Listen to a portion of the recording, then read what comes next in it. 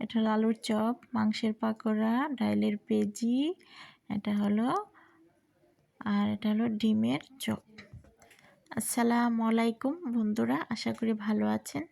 আজকের ইফতারে কি বানাচ্ছি অবশ্যই দেখবেন।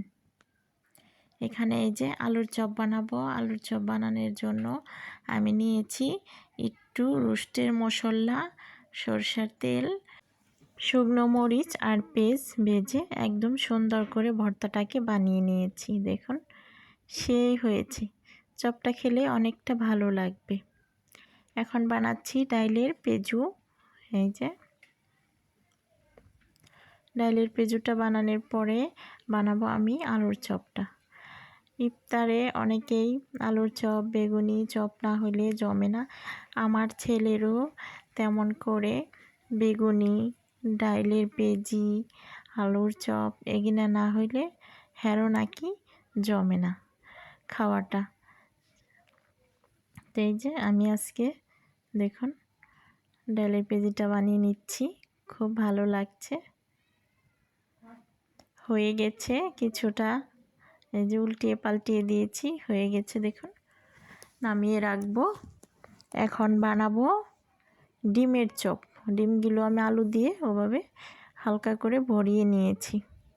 এখন আমি দিয়ে দিচ্ছি ডিমের চপ। ডিমের চপটা তৈরি করে নিব এখন। এই যে দিয়ে দিলাম ডিমের চপটা। বেসনটা ভালো করে ঘন করে গুলে নিয়েছি। বেসনে দিয়েছি জিরা গুঁড়ো, হলুদ গুঁড়ো, মরিচ গুঁড়ো, লবণ, বেকিং পাউডার দিয়ে আমি একদম ঘন করে ফেটে নিয়েছি। এই যে ডিমের চপটা আমি দিয়ে দিয়েছি, খুব সুন্দর হচ্ছে দেখুন। আস্তে করেই দিয়ে দিচ্ছি, তেলটা দেখে অনেক ভয় করে, যদি ছিটা আসে একদম। আমার আবার অনেকটা হাত পুড়ে যায় যখন তখন।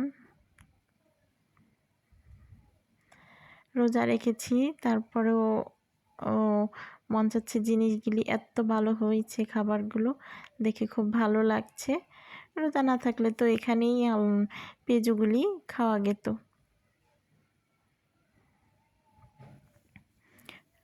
ডিমের চপটাও খুব সুন্দর হয়েছে।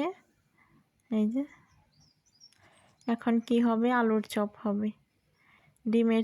ডিমের চপ, পেঁজু এটি বানানো শেষ। এখন আমি এই যে আলুর চপ বানানোর জন্য দিয়ে দিচ্ছি।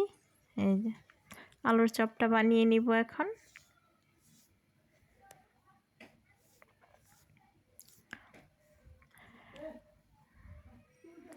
অনেক বন্ধুরা অনেক সুন্দর কমেন্ট করেন মাইশা কিচেনে, আর তাদেরকে অনেক অসংখ্য ধন্যবাদ। আর কি বলবো, মাইশা কিচেনের ভিডিওগুলি দেখার জন্য। আর এই যে আজকে এখানে দেখুন এই যে বানিয়ে নিয়েছি, সব কিছু হয়েছে। আজকের ইফতারটা সেই হবে বন্ধুরা, আশা করি অনেক আপনাদের কাছেও ভালো লাগবে। আবারও বলে দিব কি আজকে এখানে হয়েছে।